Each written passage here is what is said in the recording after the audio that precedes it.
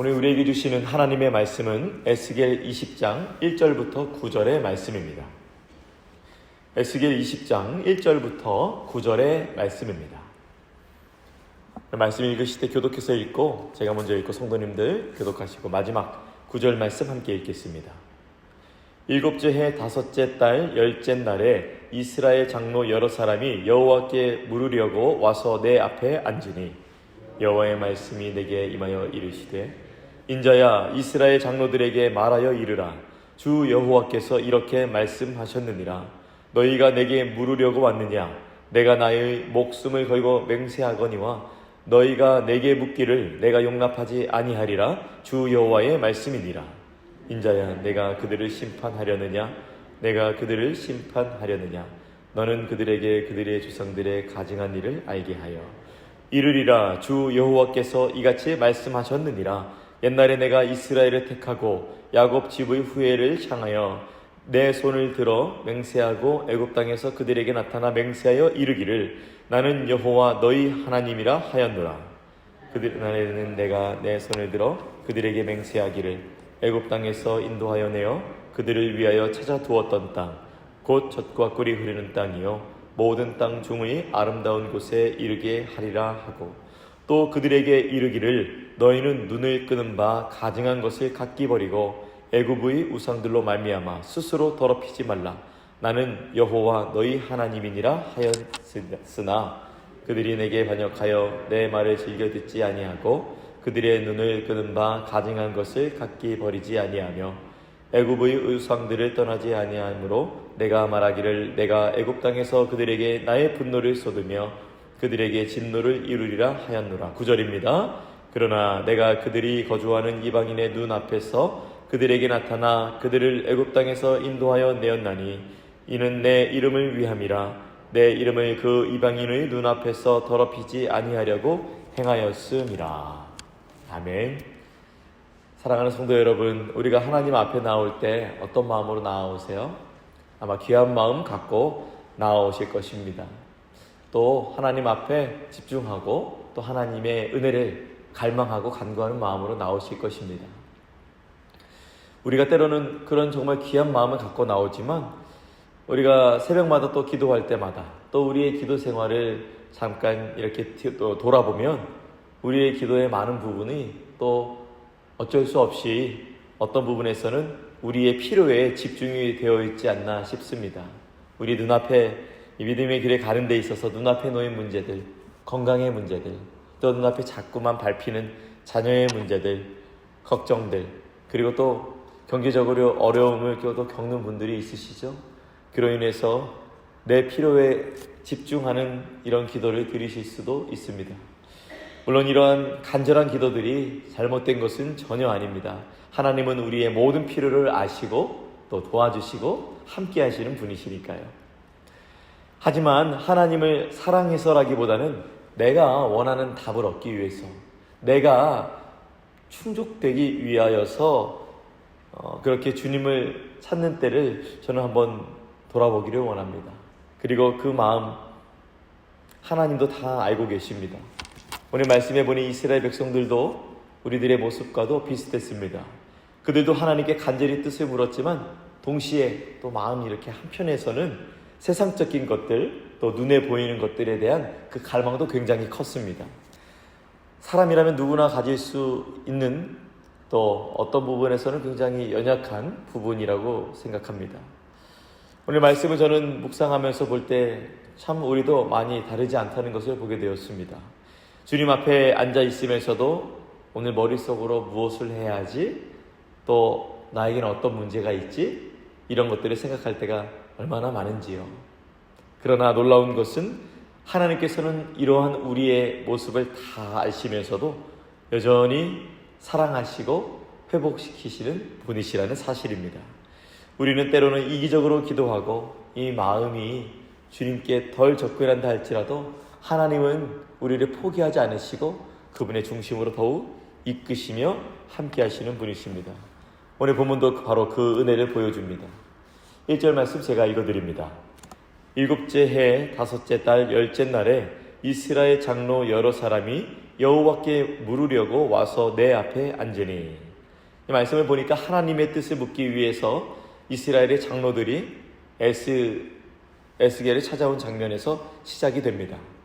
에스겔 20장의 첫 시작이 바로 이 장로들이 에스겔을 통해서 응답을, 하나님의 뜻을 듣기 위함이었습니다. 그러나 하나님은 그들의 질문에 대답하지 않으셨습니다. 왜일까요? 왜 하나님은 그분에게 대답을 듣기 원하시는 이 장로들의 대답을 응답하지 않으셨을까요? 왜냐하면 그들의 마음이 하나님께 향해 있지 않고 여전히 우상에게 붙들려 있었기 때문이라고 3절에 말씀하고 있습니다. 3절 말씀 제가 읽어드립니다. 인자야, 이스라엘 장로들에게 말하여 이르라. 주 여호와께서 이렇게 말씀하셨느니라. 너희가 내게 물으려고 왔느냐? 내가 나의 목숨을 걸고 맹세하거니와 너희가 내게 묻기를 내가 용납하지 아니하리라. 주 여호와의 말씀이니라. 하나님만 그들의 마음을 아셨던 것뿐만 아니라 지금 장로들이 누구 앞에 나아갔죠? 에스겔 앞에 나갔습니다. 하나님이 또 에스겔에게 이스라엘의 영적 상태를 볼 수 있는 그 통찰을 주셨잖아요. 그래서 에스겔도 하나님의 마음을 알고 있는 상태였습니다. 그 에스겔에서 하나님께서 오늘 20장인데 이전에 8장 그리고 13장에 이미 하나님께서 에스겔에게 이스라엘의 그 악한 동기를 알려주셨었습니다. 하나님은 그들의 숨은 동기를 드러내셨지만 또한 그들을 돌이키는 그 마음도 원하셨습니다. 에스겔의 장로들의 숨겨진 동기에 에스겔도 실망스러웠겠죠. 그들의 의도를 알면서도 하나님의 말씀을 그는 충실하게 선포한 선지자였습니다. 하나님이 왜 이들의 물음에 응답하지 않으셨을까? 8장과 13장에 있는 증거들을 볼 때에 하나님만큼, 아니 그들에게는 하나님보다 더 의지했던 것들이 있었습니다. 이스라엘은 가나안 땅에 들어온 이후에 바알, 아세라 우상에 둘러싸여 있었던 것 여러분도 아시죠? 이 바알과 아세라는 풍요를 주는 신들입니다.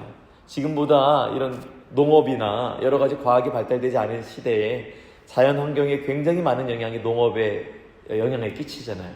그러니 얼마나 이스라엘도 이 풍요를 원했겠어요?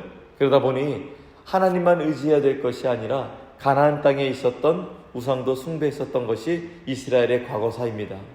또한 그들은 바벨론, 애굽과의 동맹을 통해 국제정세나 또한 인간적으로 얻을 수 있는 그런 안정감, 안심, 그러한 것들을 추구했고 또 어떤 자들은 물질적 안전과 또한 안전한 주거지를 추구했습니다.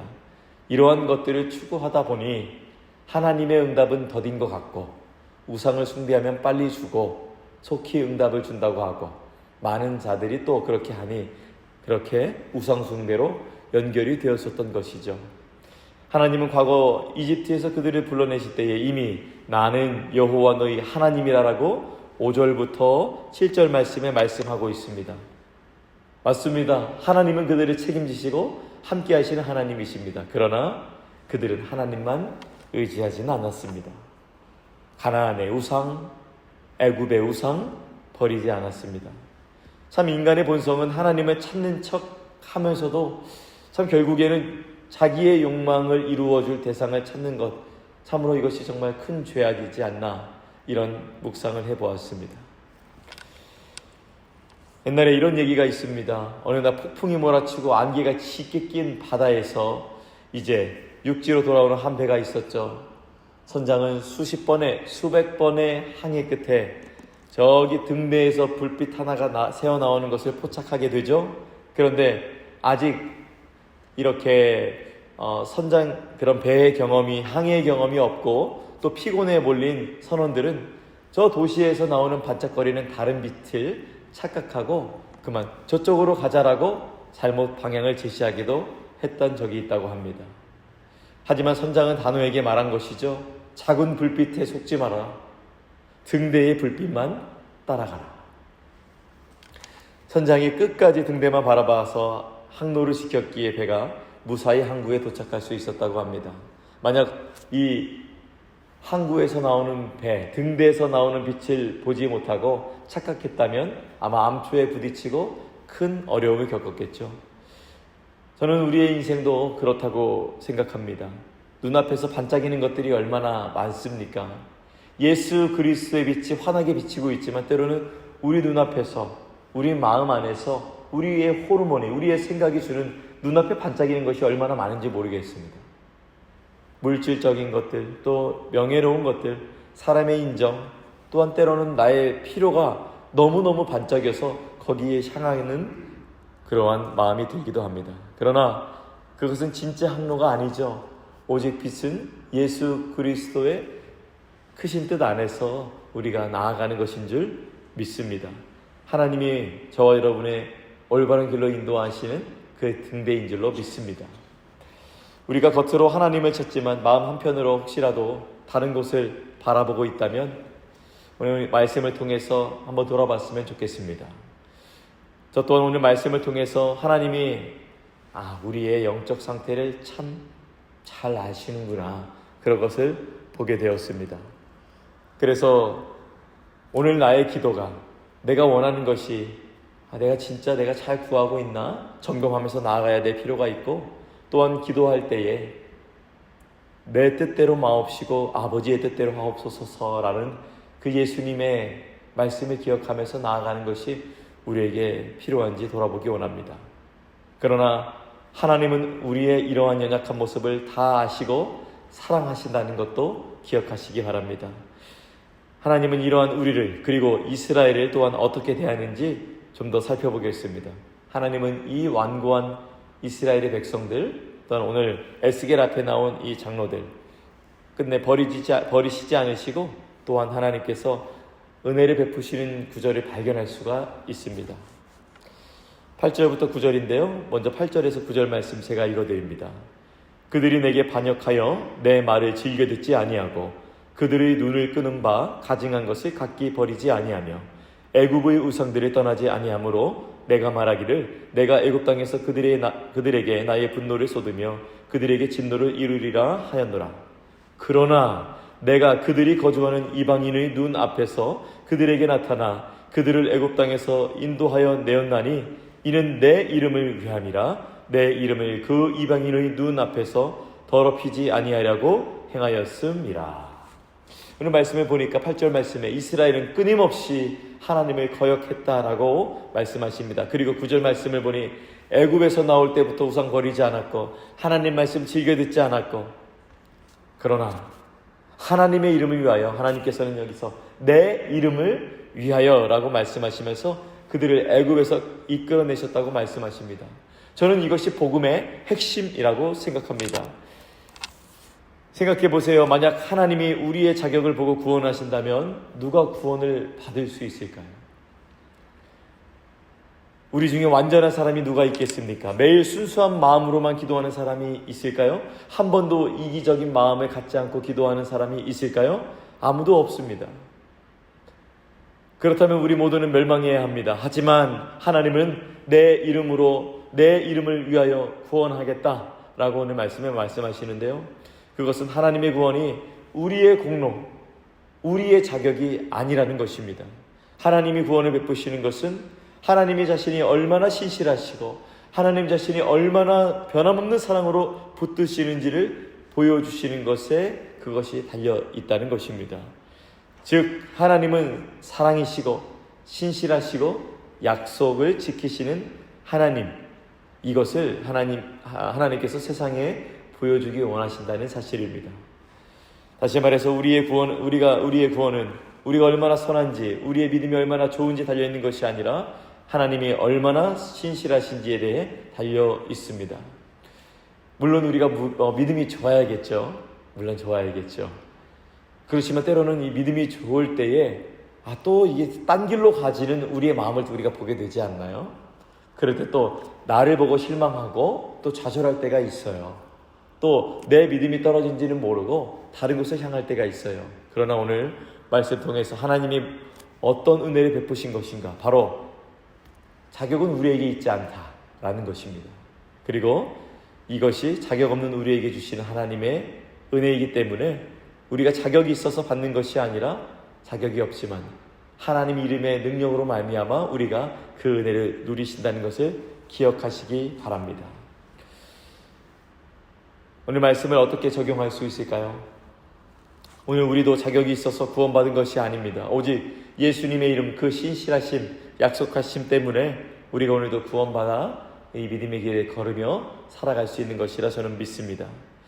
그러므로 오늘 말씀을 기억하시면서 내 영광이 아니라 주의 이름을 위하여 사는 하루가 되는 것을 묵상하셨으면 좋겠습니다. 또한 여러분이 실패하신다고 해서 하나님의 은혜는 변치 않으니 하나님의 은혜를 꼭 붙드시고 나아가는 여러분이 되셨으면 좋겠습니다. 그리고 여러분의 삶이 하나님의 영광을 드러내는 도구입니다. 여러분의 가정과 직장과 삶의 전 영역에서 그러한 귀한 하나님의 명예를 드러내는 귀한 도구로 쓰임받으시는 여러분이 되시기를 축복합니다. 또한 여러분 기도할 때에 우리가 첫 번째는 솔직하게 우리의 마음을 아뢰는 것이 정말 중요하죠. 그리고 하나님께 그런 감정이 든다면 그런 감정을 또한 쏟아내며 하나님께 아뢰세요. 그러나 기도 끝에는 하나님, 저의 마음을 주님의 뜻에 맞춰주시고 이 기도가 주님의 영광이 되었기를 간절히 원합니다 라면서 그 기도의 끝에 주님께 더욱 향하기 원한다는 그러한 모습으로 나아가셨으면 좋겠습니다. 로마서 5장 8절 말씀에 이렇게 말씀하십니다. 우리가 아직 죄인 되었을 때에 그리스도께서 우리를 위하여 죽으심으로 하나님께서 우리에 대한 자기의 사랑을 확증하셨느니라. 오늘 하루도 나를 위한 은혜가 아니라 주님의 이름을 위한 은혜 안에 거하면서 살아가시기 바랍니다. 오늘 하루를 시작하며 여러분의 작은 기도도 하나님의 이름을 드러내는 귀한 축복의 통로가 되시기를 예수님의 이름으로 축원합니다. 기도하겠습니다. 사랑의 하나님, 오늘도 우리의 마음을 살펴보시는 주님 앞에 나아갑니다. 우리의 마음이 여전히 연약합니다. 쉽게 우상과 세상 욕망의 마음을 뺏깁니다. 그러나 주님은 여전히 우리를 버리지 않으시고 오직 주님의 이름을 위하여 은혜를 베푸셨다고 말씀해 주셨습니다. 오늘 하루도 주님의 은혜를 꼭 붙잡고 주님이 기뻐하시는 또한 기도로 오늘 하루를 시작할 수 있는 우리가 될 수 있도록 주여 함께하여 주시옵소서. 이 모든 것 감사드리며 귀하신 예수님의 이름으로 기도합니다. 아멘. 하늘에 계신 우리 아버지여, 이름이 거룩히 여김을 받으시오며 나라가 임하시오며 뜻이 하늘에서 이루어진 것 같이 땅에서도 이루어지이다. 오늘 우리에게 일용할 양식을 주시옵고 우리가 우리에게 죄 지은 자를 사하여 준 것 같이 우리 죄를 사하여 주시옵고 우리를 시험에 들게 하지 마시옵고 다만 악에서 구하시옵소서. 나라와 권세와 영광이 아버지께 영원히 있사옵나이다. 아멘. 각자의 기도 제목으로 기도하시겠습니다.